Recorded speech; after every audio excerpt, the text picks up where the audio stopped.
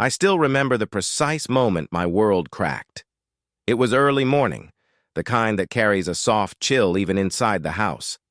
I was drinking my usual black coffee, scrolling through my phone, hoping to see a message from my son. Something simple, maybe a "Good morning, Mom." Instead, a notification flashed from a news page that I followed only because it occasionally mentioned my son's accomplishments.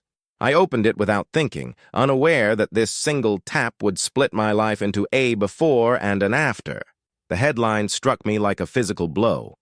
Tech millionaire Gabriel Turner announces his wedding date. Photos released. My thumb froze. My breath stalled. I blinked, convinced that stress or age was playing tricks on my eyes. But no, the photos were real. My son, dressed elegantly in a charcoal suit, stood beside a glowing young woman in an engagement gown. Their hands intertwined, their smiles radiant, their eyes joyful, confident, complete. My heart hammered as I scrolled. A private ceremony, the article said. Exclusive guest list curated personally by the groom. My fingertips trembled as I swiped down, searching for something, anything that would mention me. A quote, a hint, a line acknowledging my existence. I found nothing.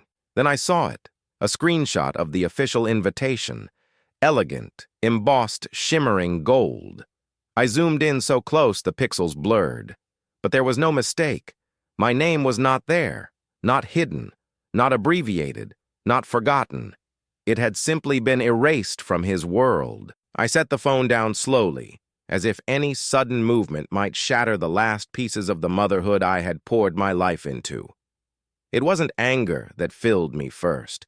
It was something colder, sharper, the unbearable weight of being left out of your own child's future. If you are listening to my story today, I want you to know something. Healing doesn't begin when the pain stops. It begins when we finally face it. So before I take you through the hours, days, and memories that followed that morning, I ask you to stay with me. Listen closely.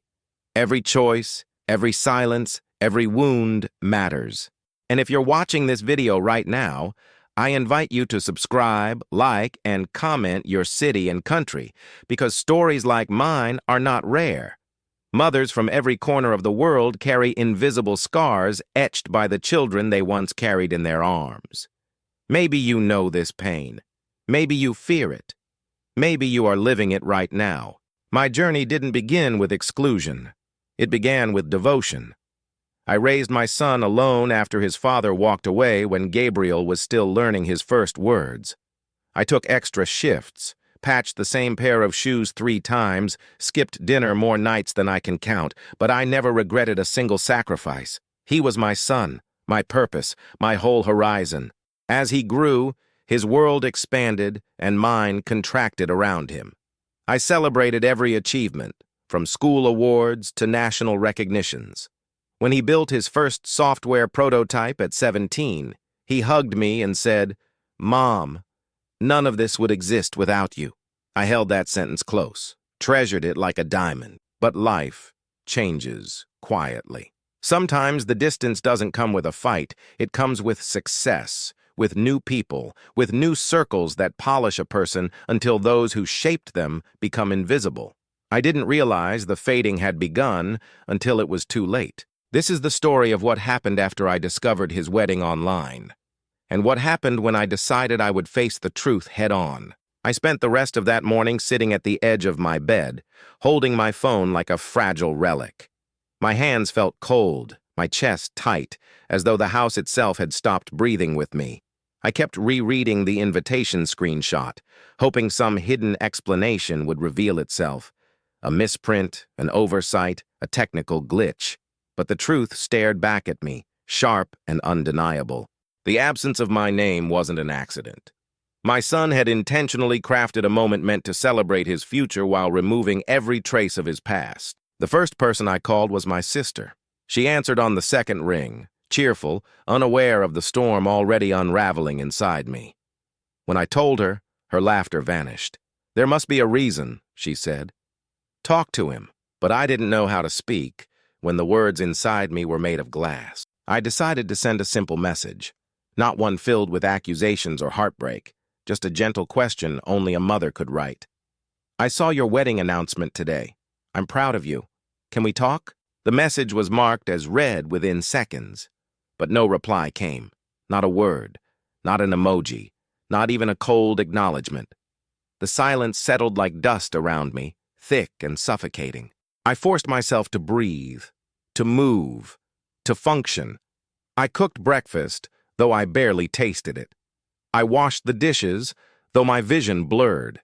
Every mundane gesture felt out of place, like acting in a life that no longer belonged to me. I wondered about his fiancée, what she knew about me, what she believed, what stories she'd been told. Had he painted me as a burden, a shadow, a relic from a life he'd outgrown? As the hours passed, memories flickered relentlessly.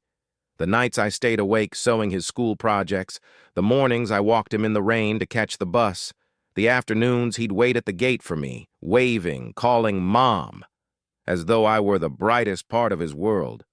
Those memories now felt borrowed, like they belonged to someone else's life. By evening, my sister drove over and insisted I stay at her place for the night. "You shouldn't be alone," she said. But loneliness wasn't about being in a room by myself. It was about realizing the one person I had devoted my entire life to now considered me disposable. Lying on her couch later, I finally let the tears fall. Quietly at first, then uncontrollably. Not because of the wedding itself, but because of the truth hidden beneath it. My son no longer saw me as part of his story. The next morning, I woke up before sunrise, unable to stay still. My sister was already in the kitchen, warming bread and pouring tea, pretending not to watch me. My eyes were swollen, my throat burned, but a strange resolve had settled inside me. I couldn't remain suspended in silence. I needed answers, not to force my way into a wedding, but to reclaim the dignity that had slipped through my fingers the moment I saw that announcement. I returned home and sat at the small wooden table that once held birthday cakes, homework assignments, and late-night snacks shared with my son. I opened my laptop and typed his name into the search bar. Article after article appeared. Interviews, conference photos, award ceremonies. He looked confident, polished, untouchable. I clicked on a recent video where he talked about building a legacy. His voice, once soft and boyish, now carried a sharpness I didn't recognize. I scrolled through comments from admirers praising his brilliance. Buried among them, I found one written by someone claiming to have worked at his company.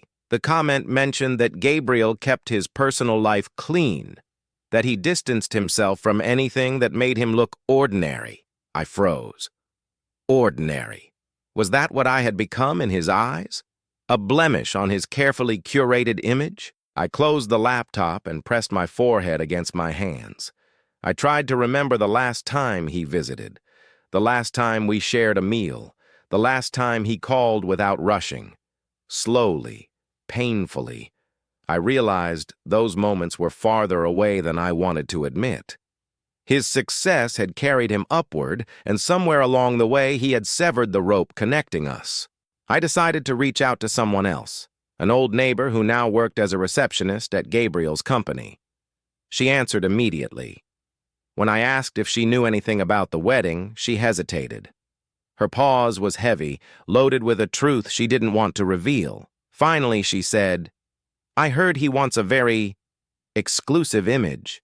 Maybe he thinks his past doesn't fit the picture." Her words weren't cruel. They were honest. And that honesty cut deeper than any lie. After hanging up, I sat quietly, staring at the refrigerator door. It still had magnets from Gabriel's childhood. A school project shaped like a rocket, a faded family photo taken at a cheap studio, a note he once wrote saying, "Mom, you're my hero." I traced the edges of that note with trembling fingers. It was almost absurd how a single piece of paper could hold more warmth than the man he had become. In the middle of my morning, my phone buzzed. Not with a message from him. No, he remained silent, but with a notification from his social media account. A new post, a photo of the wedding venue. White roses, crystal chandeliers, a lake shimmering behind a glass wall. I zoomed in, until I could see the reflection of the guests in the windows. Rows of chairs, none reserved for the woman who raised him. My breath hitched, but then something shifted inside me. A line had been crossed, not by his choices, but by my own acceptance of them. I realized that waiting for him to explain would only deepen the wound. I needed to face him, not as a desperate mother begging for scraps of attention, but as a woman who deserved respect, regardless of his wealth or image. I changed clothes, tied my hair back, and drove to his company headquarters. The building towered over the city, all glass and steel, reflecting a sky that looked too polished to be real. When I walked through the revolving doors, the receptionist's eyes widened slightly, recognizing me. "I need 10 minutes," I said quietly. "Just 10.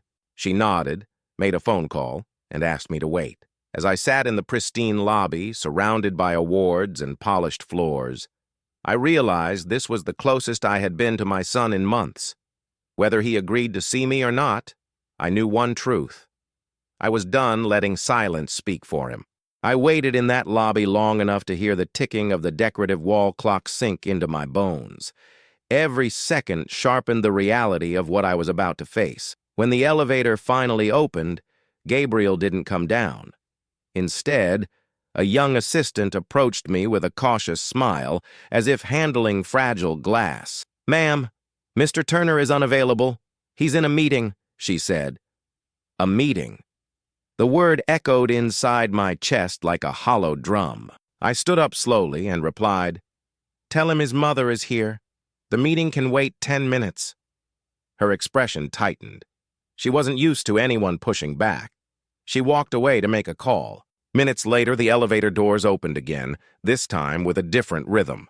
Gabriel stepped out, adjusting his suit jacket, eyes focused somewhere above me. When he finally looked down and saw me, something flickered in his gaze. Not joy, not shame, something closer to discomfort. "Mom, I didn't expect," he began, but I raised my hand gently. "We need to talk," I said. He hesitated, glanced toward the glass doors as if searching for an escape route, then finally nodded. He led me to a private conference room. The walls were pristine white, the table polished, the chairs designed for people who never carried groceries or washed dishes at night. When he closed the door, the silence between us felt heavier than any argument we had ever avoided. He leaned against the table, arms crossed, pretending confidence he didn't fully possess. I sat opposite him, steadying my breath. "You announced your wedding online," I said quietly. "Thousands of strangers saw it before your own mother did." He looked away, exhaling sharply. "Mom, it wasn't personal. I just wanted to handle things privately." I let out a bitter laugh, soft but cutting. "Privately? You told the world. You just didn't tell me." His jaw tightened, a defensive habit he picked up in adolescence whenever he felt cornered. "I didn't think you'd want to come," he muttered. The words struck like ice. "Why?" I asked. "What made you think a mother wouldn't want to see her son marry?" He didn't answer immediately. Instead, he rubbed the back of his neck, a gesture that reminded me painfully of the little boy who once hid behind me when he broke a neighbor's window. "Mom, things are different now," he finally said. "People expect certain things from me. Investors, partners, clients. My life is complicated." I held his gaze, refusing to let the sentence dissolve in the air. "And I'm a complication?" He didn't nod. He didn't shake his head. The silence between us told me everything I needed to know. My presence didn't fit his world anymore. "You built this life," I said, my voice trembling despite my efforts. "But I carried you through the one before it. And somewhere along the way, you decided to erase the version of you that came from here. This home, this woman, these hands." I lifted my palms, lined with years of labor, so he could see the truth etched in them. For a moment, he stared at them as if they were foreign objects. His eyes softened briefly. "I didn't mean to hurt you," he whispered. "But apologies without action are just softened daggers." I stood up, feeling the weight of years stretching behind me. "You didn't have to mean it," I replied. "You just had to do it." His shoulders slumped, a crack appearing in the carefully engineered facade he wore for the world. "Mom, I'm sorry," he said again, this time louder, as if volume could replace sincerity. I shook my head slowly. Sorry is not the invitation you never sent. Sorry is not the empty seat at your ceremony. Sorry is not enough to rebuild what you chose to break. His breath faltered, and for the first time, he looked small inside the office he had built like a fortress. I placed my hand on the door handle. One day, I said, you'll understand what a mother carries and what she loses when her child forgets the road that raised him. I didn't wait for his reply. I walked out of the building with a spine straighter than when I entered, knowing one truth with painful clarity. He wasn't the only one who could choose a new direction. The days that followed moved strangely, slow in the mornings, heavy in the afternoons, and unbearably quiet at night. I didn't tell anyone about the confrontation except my sister, who tried to comfort me with soft phrases that didn't quite reach the places that hurt. I kept expecting Gabriel to call, to send a message, to show some movement toward repairing what he had fractured. But the phone stayed silent. Every vibration I felt was only my imagination, the echo of a hope that wanted to survive despite having no reason left. When the wedding week arrived, the whole city buzzed about it. Articles circulated showing imported flowers, a private orchestra, gourmet catering, and 1,000 tiny details polished to perfection. I tried not to look, but their presence invaded every corner of my online space, as if the world insisted on reminding me of where I did not belong. One headline mentioned that the ceremony would be live-streamed to select guests. I closed my laptop before the page could fully load. The night before the wedding, I couldn't sleep. I walked around my house, touching objects that held pieces of our shared past. A wooden spoon burned from years of cooking for him, the worn-out armchair where he used to fall asleep after late study sessions, the hallway marked by growth lines measured at every birthday. My home was a museum of a childhood he no longer claimed. I stopped at his old bedroom door and hesitated before opening it. The room smelled faintly of dust and something nostalgic, like the scent of a memory refusing to fade. I sat on his old bed and let the silence wrap around me. In that moment, I realized I needed to reclaim myself. For years, my sense of worth had been tied to being his mother, to giving endlessly, to sacrificing quietly. But motherhood doesn't end when the child grows. It continues in the folds of our choices, in the boundaries we learn to draw, even when it hurts. I whispered into the empty room, "You're getting married tomorrow, and I will not chase a place you refuse to give." On the morning of the wedding, sunlight streamed through my curtains, warm and indifferent. I put on a simple dress, not because I was attending the ceremony, but because I refused to mourn in shadows. I made breakfast, watered my plants, and stepped outside to sit on the porch. Children laughed down the street. A neighbor waved. Life carried on, unaware of the quiet war inside my chest. I breathed slowly, filling my lungs with the ordinary air of an ordinary morning, the same kind of morning I had given him 1,000 times. Around noon, my sister arrived unannounced with a basket of food. She insisted we drive out to the lake where we used to picnic when Gabriel was little. "You shouldn't spend today alone," she said. Her voice held no pity, only determination. I agreed, not because I needed distraction, but because I needed to reclaim the parts of my life that existed outside of him. On the drive, we passed banners and posters celebrating local events, but nothing about the wedding. The world was too big to revolve around one heartbreak. We found a quiet spot under an oak tree by the water. The lake shimmered with sunlight, and the wind carried the scent of grass and distant rain. As we spread out the blanket and unpacked sandwiches, something inside me loosened. The sky didn't know my sorrow. The water didn't reflect my absence from the ceremony happening somewhere extravagant. Nature moved at its own pace, indifferent to human wounds. For the first time in days, I felt a small sense of peace. We talked about ordinary things, my sister's garden, our childhood memories, the time Gabriel tried to build a raft and sank within minutes.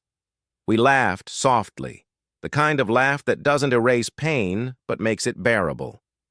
I didn't check my phone. I didn't want to know what time it was or which part of the ceremony he was stepping into. Today wasn't about the wedding. Today was about surviving it with dignity. When the sun began to set, painting the sky with oranges and pinks, I finally looked at the water and whispered to myself, he made his choice. And so will I. It wasn't a declaration of revenge or bitterness, just a recognition that I couldn't continue living in the shadows of his decisions. My life was more than an invitation withheld. As we packed our things and prepared to leave, my phone buzzed for the first time all day. Not a call, not a message from him. Just a news alert announcing that the ceremony had concluded beautifully. I stared at the notification for a long moment, then turned off my phone completely. I stood up, brushed the grass from my dress, and realized something unexpected. I hadn't lost my son today. I had rediscovered myself. 2 weeks passed after the wedding, each day quieter than the last. I returned to my routine, grocery shopping on Thursdays, laundry on Sundays, the same familiar route to the market, the same cashier who always asked about my son. I learned to answer with a gentle smile that didn't reveal the fracture beneath it. People assumed distance meant adulthood, not abandonment. And I no longer offered explanations. Some truths were too fragile to place in careless hands. One afternoon, while sweeping the porch, I heard a car engine slow near my gate. I looked up and saw a black sedan I recognized immediately. It belonged to one of Gabriel's employees. The window lowered, and a man in a crisp shirt stepped out, adjusting his tie as if preparing to conduct a negotiation. "Mrs. Turner?" he asked. I nodded, already sensing the nature of the visit in the stiffness of his posture. "Mr. Turner wants to see you. He asked me to bring you to his home." I didn't move. "Does he?" I replied quietly. "Or does he want to ease his conscience?" The man hesitated, unable to answer the question written between my words. I told him I wasn't available and returned to sweeping. He left without insisting. But the moment he drove away, I knew this wasn't the end. There comes a time when consequences stop knocking softly and begin banging on the door. And for the first time, I felt ready to hear them. Not as a mother begging for a seat in her son's world, but as a woman who had rebuilt her spine from the pieces he left behind. 3 days later, I heard knocking at my door. Sharp, hurried, unmistakably familiar. I opened it to find Gabriel standing there, unshaven, his eyes carrying a strange mixture of exhaustion and fear. He didn't look like the polished millionaire from the magazines. He looked like a young boy who had wandered too far from home and didn't know how to return. "Mom, please, can we talk?" His voice wavered. Something inside me softened, but I didn't step aside. I wasn't ready to let him enter a home he had abandoned without a second thought. "You had every chance to talk," I said carefully. "You chose silence." He swallowed hard, shifting his weight like someone standing on unstable ground. "I made a mistake," he whispered. "A huge one." I crossed my arms, forcing myself not to crumble under the vulnerability in his eyes. "Why did you erase me from your wedding?" I asked. He shut his eyes briefly before answering. "Her family? The investors? People said it would look better if everything seemed polished. They said my background wouldn't match the image." He looked up, pain twisting across his features. And I listened. I shouldn't have. I know that now. His confession cut deeper than a blade, not because it was unexpected, but because it was the truth I had feared for years. He wasn't ashamed of me. He was ashamed of where he came from. I took a step back, not from him, but from the weight of what he carried. "Success built on shame is a fragile structure," I said softly. "One day it collapses, and when it does, the people you erased won't be standing there to hold it steady." He ran a hand through his hair, tears gathering in the corners of his eyes. "Mom, after the wedding, after the ceremony, I kept looking at the empty space where you should have been. I couldn't stop thinking about it. I couldn't sleep. I couldn't focus. I kept seeing your face when you walked out of my office." His voice cracked. "I hurt you, and I don't know how to fix it." I closed my eyes for a moment, letting his words settle. Apologies carry weight only when followed by movement. And yet I heard sincerity beneath his trembling voice, something raw, something real. "You can't fix what happened," I said, "but you can learn from it." He stepped closer, desperate. "I want you back in my life. I want you to meet her. I want you to be part of everything. Please, give me a chance to make things right." His plea was not rehearsed. It came from a place stripped of pride. For the first time in a long while, he wasn't speaking as the man the world admired.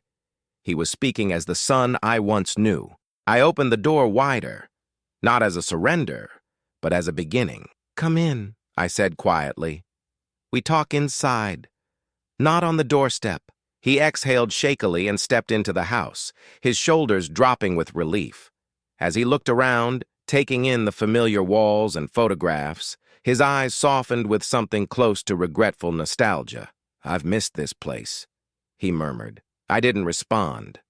Some truths didn't need words. We sat at the kitchen table, the same table that had carried so much of our history, and for the first time in years, he spoke openly. He told me about pressures, insecurities, expectations, the constant fear of disappointing the world, and I listened. Not as a mother reclaiming her son, but as a woman opening a window to let the past breathe. And somewhere between his admissions and my silence, something fragile began to mend. Not perfectly, not instantly, but enough to show that life sometimes grants second chances to those willing to face their own shadows. When Gabriel left that evening, the house fell quiet again, but not with the silence that had once carved wounds in my chest. This silence felt different. It held possibility instead of loss, acceptance instead of despair. I knew we would never erase what happened, and perhaps we weren't meant to. Some fractures don't vanish. They simply become part of the structure, reminders of the places where light managed to find its way through. As I washed the cups we had used, I felt a gentleness inside me that had been asleep for too long. I realized something then, something simple, yet profound. Mothers are not defined by invitations, ceremonies, or polished impressions.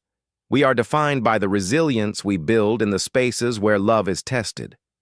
I had spent years shrinking my worth to fit inside the shadows of his accomplishments, forgetting that I, too, carried a story carved from sacrifice, endurance, and quiet strength. His apology didn't magically restore everything, but it opened a door neither of us had dared to touch. That night, before turning off the lights, I whispered a truth into the stillness of my home.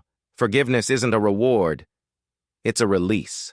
And for the first time, I allowed myself to step into a future not shaped by who my son had become, but by who I was finally choosing to be.